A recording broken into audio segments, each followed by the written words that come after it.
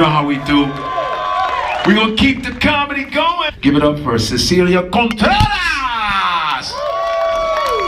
Hello. How's it going?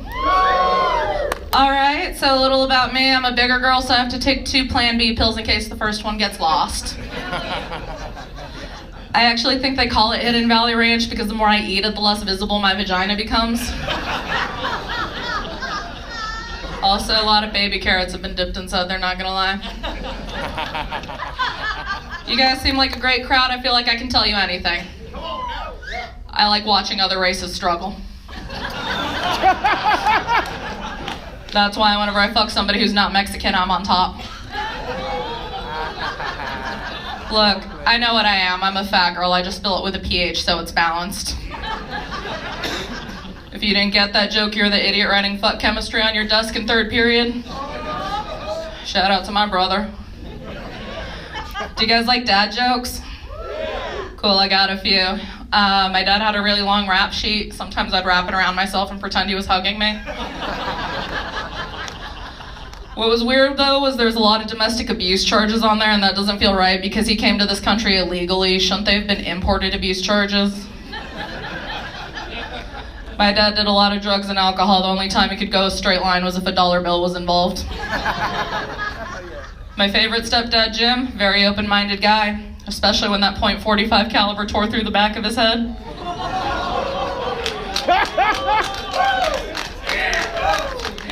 It was a hollow occasion, but we know he had a blast, right? Suicide. Let's talk about something worse, white women. It's not that I hate you guys, I've just worked a lot of customer service jobs. But my own people, Mexican women, piss me off just as much. I want to know why we shave off our eyebrows and draw them back on. Just the audacity of it. It's like, I can do better than God. I was at my brother Robert's funeral. My sister Catherine was right next to me. She just makes a disgusted sound. She's like, ugh. It's like, what? Look at Cynthia. She couldn't have drawn her shit on straight for this. I turned around. Sure enough, Cynthia looked both concerned and surprised. And that was very inappropriate. Nobody was surprised that my brother killed himself. Suicide. I'm actually bipolar and I've made some attempts on my own life, and I'm glad I'm here right now at Skankfest telling you guys jokes. That being said, I am a little pissed off about my last attempt because I feel like I gave it a good fucking try. Hear me out. I had a bottle of tequila, a bottle of vodka, the family-size pack of NyQuil and DayQuil, name brand, not the Equate shit. 60 Prozac on top of 13 left over from a previous prescription, 7 Celexa, and a 500 count of Tylenol. I woke up the next day and I went to work. Not even the saddest part of that story. I worked at McDonald's at the time. Then a week later, almost if God is mocking me, a teenage boy making ODs on a McDonald's cup of coffee and a Monster Energy drink. He OD'd on caffeine. I was at work when I found out. I was pissed. I'm like, what the fuck? He didn't even try! But I'm doing better, you guys. I know, because I'm looking at penises the way I used to look at box cutters. Just wonder how deep I can get that inside me before it really starts to hurt. For all the guys in the audience who think size matters, not at all. I've gotten more satisfaction from a 2-centimeter box cutter than I've ever gotten from a 12-inch dick. A lot more fluid came out too. Speaking of fluid, I ride the bus. Public transportation's a lot like having your period. You're pissed off when it's late, but you're just so thankful if it shows up at all. Also, you're on it longer than you'd like to be. All right, let's talk about something more lighthearted than that, my miscarriages.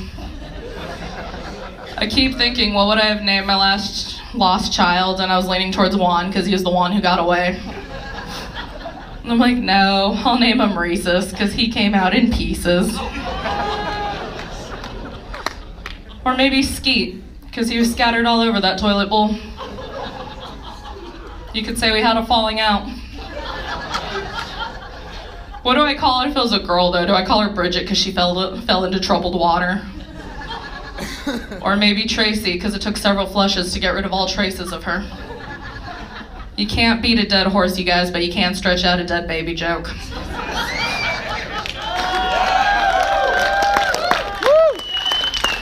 Alright, a little bit more about working at McDonald's. I earned the title as Darth Celia and the McNazi.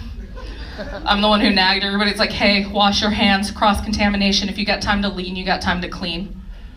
But that made me wonder about actual Nazis. You think they had cute little slogans like that? German high command just rolls in. It's like, just remember, if they look skittish, they're probably Yiddish. If Disney won't hire them, be sure to fire at them. I'm not saying it was right, but it was the sentiment of the time. Let's see. All right, you guys have the choice. We can talk about my Hobbit conspiracy theories or the time I pegged a man. I'm going with Hobbits, fuck you guys. Hear me out. Am I the only one who thinks Hobbits and Mexicans are the same damn thing? Frodo Baggins took the one job that nobody else wanted. He left with 2 of his cousins, his best friend, who was a gardener, and 5 white supervisors. Their whole mission was to sneak over borders.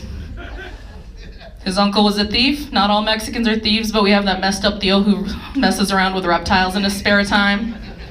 And then that one dude from Guatemala who just tagged along. It's like, you're kind of Mexican, I guess. I don't fucking know. I don't know if I got the lay yet, but we can talk about the time I pegged a man. Alright, so, okay, I think I can do it in this amount of time. Alright, so my homie Marcus was struggling with his sexuality and trying to figure out if he was bisexual, so he decided to hit me up. He's like, I'm taking you to the nicest place in town. I'm from Flagstaff, Arizona. We went to Olive Garden. I asked him why he brought me there, and he's like, well, I think I might be bi. And I'm like, Mazel tov, what does that have to do with me? He's like, well, I don't want to go full dude yet, and because I know you have one, I was wondering if you'd peg me. I was horrified. I got up and left. I went home, but on the way home, I was thinking about all the times he was there for me. So I called him up, and I'm like, fuck it, let's do this, you're a homie.